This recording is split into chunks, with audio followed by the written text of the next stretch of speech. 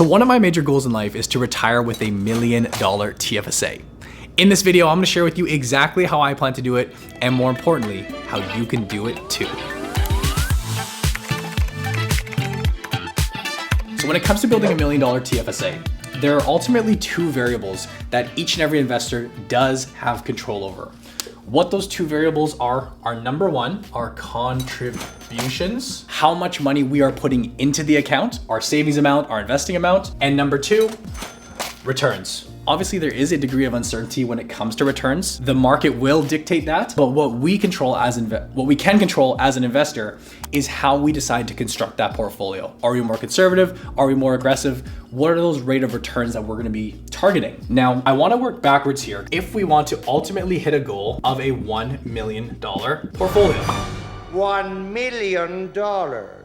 This is our goal right here. The two numbers that we can control again is how much are we gonna put into this account, our contributions, multiplied by the rate of return that we expect to receive from this account.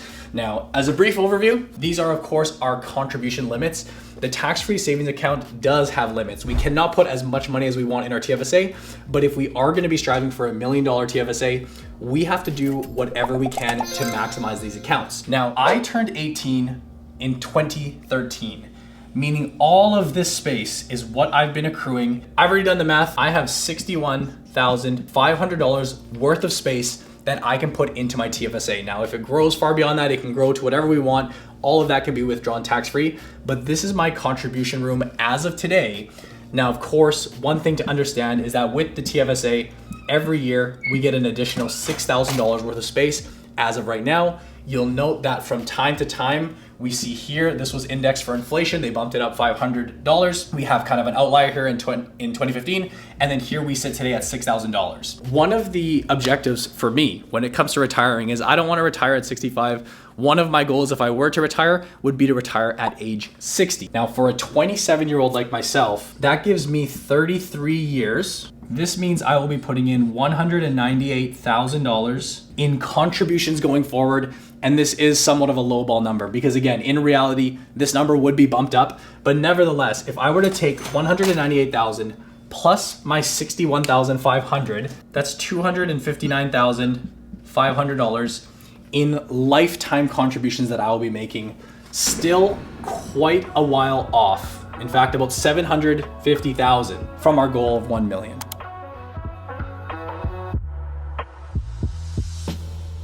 So the best way by far to look into the actual numbers is by using what's called a compound calculator. Here I'm using one called Get Smarter About Money. They're completely free to use. I will link it down in the comments section below, and I encourage you to go through this with your own numbers so you can get an accurate projection. But very simply, we're gonna go ahead and start plugging in some of the digits that we've already covered. We know that our initial investment amount for me as a 27-year-old is $61,500. Our contributions come out to $6,000 on an annual basis. We're gonna change that to yearly. Now, rate of return or interest rate that we're looking at here, this is what we're ultimately setting out to achieve. How much do our investments have to grow in order to get us to that $1 million portfolio? I'm gonna go ahead here and punch in 7%. 7%, if you look back over any type of data, this is what the American stock market, the S&P has returned, even possibly being a little bit more conservative. We're gonna run with that. We're gonna change the interest is compounded annually or yearly, that's 7% per year. And our time horizon, we've already said that we have 33 years to grow. Again, you could put all of your own numbers in here. But when I go ahead and click calculate, what we see from this very rough projection is that at a 7% rate of return, we have exceeded the $1 million portfolio. In fact, here we're looking at a total value of 1.3 million. We've actually earned $1 million in interest, assuming we're able to achieve that 7% rate of return on the dollar figures that we talked about. Now, what I'm gonna do is go back here and let's just say, let's be even more conservative. Let's assume we're able to achieve only a 6% rate of return. So a whole percentage point less, same time frame. If I go ahead and click calculate, what we have here states that we still achieve a $1 million portfolio, about a $750,000 shortfall, if we receive a minimum rate of return of 6%. As we can see by scrolling down, you have the charts. If I toggle over to this monthly table, we can go to the very, very end. Here's the numbers that we were exactly looking at earlier. We have our total investment amount, the contributions, dollars I'm putting in of $259,500. This is the interest. This is what we've gained and earned. This is how we come up with that shortfall of about $750,000, getting us to our total goal of $1 million. So now at this point, the next question to ask is, what investment strategy are we going to partake in order to get that minimum of a 6% rate of return? The strategy that I'm going to be personally going for when building my TFSA is going for a reliable option like dividend growth investing. Dividend growth investing is a strategy that involves identifying stocks that are not only paying their dividends, but they are increasing them year after year after year. The way that I like to think of this is, imagine having a rental property and every single year you could increase your tenant's rent by 5, 6, 7, 10%.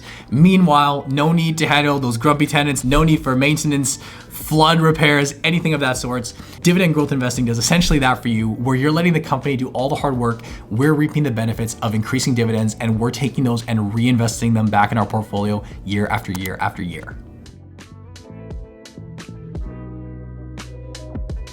Now, to share with you a few real life examples of stocks that I will be buying to help me achieve this goal, we can look at a company like TD Bank.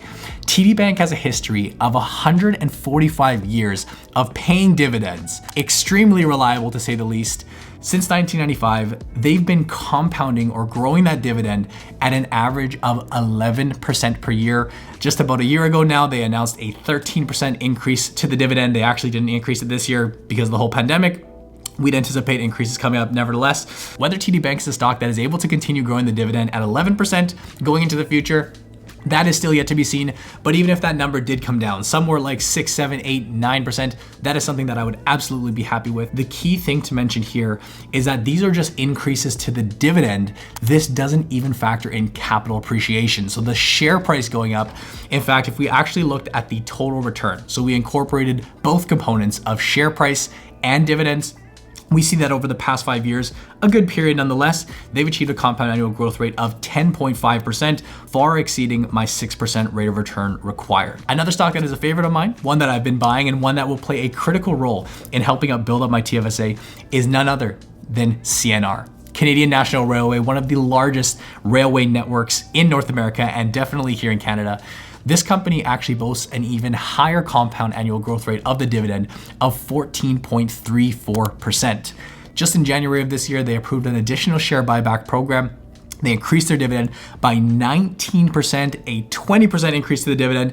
This represents the 26th consecutive annual increase to the dividend. This stock on a total return basis has fallen somewhere in the 7.88% range. As I mentioned, this is going to be a pivotal stock in my portfolio with the years to come. Now, lastly, we're going to cover a stock that we cannot leave off this list. It is the company Brookfield Asset Management, ticker BAM, BAM.A.TO.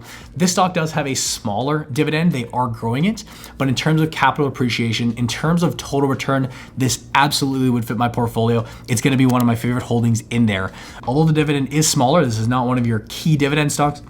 It is being raised at a pace of about 8% total return. This is the number that honestly matters to me the most. When factoring in capital appreciation, we see the 12.5% return over the past 5 years. That is nearly double the rate of return required that I need to get me to my goal. The point of showcasing these stocks today is, of course, not to say that you need to be going out and buying these particular stocks. If you're somebody that's not into dividend growth investing like myself, these projections could be just as easily hit by following a very basic index fund or an ETF investing strategy where you're essentially buying the broader market. If history has shown us anything, a strategy like that would return us somewhere in the 7 to 8% range over the years. This is, of course, just my personal plan as a 27-year-old, but the point of this video is to show you that achieving $1 million portfolio is not as hard as you think. In fact, it's actually quite easy when you break it down. What's even more inspiring is that if you are somebody watching this video and you are younger than me, let's say you're in your 20s and able to start, the numbers just amplify. The earlier we can get started with investing, the better. That's the takeaway that matters. Even if you are older and the $1 million does seem out of reach, go through the compound calculator and find out exactly what's realistic for your situation. If you guys enjoyed today's video, don't hesitate to give it a thumbs up, drop a subscribe if you are new to the channel, and of course, as always, consider joining the Investing Academy. This is our community of Canadian investors who are striving for financial freedom together. You'll gain access to over 100+ hours of training content, live streams, Q&As, keep up to date with what stocks we're buying, and you can be able to invest confidently on your own DIY style, knowing that you have a community at your back. That is that link down below. If you are looking to learn more about TFSAs, I'd highly encourage you to watch this video where we talk about tips on maximizing your TFSA as a Canadian. But as always, I thank you guys for watching. Hope you enjoyed, and I'll see you in the next video.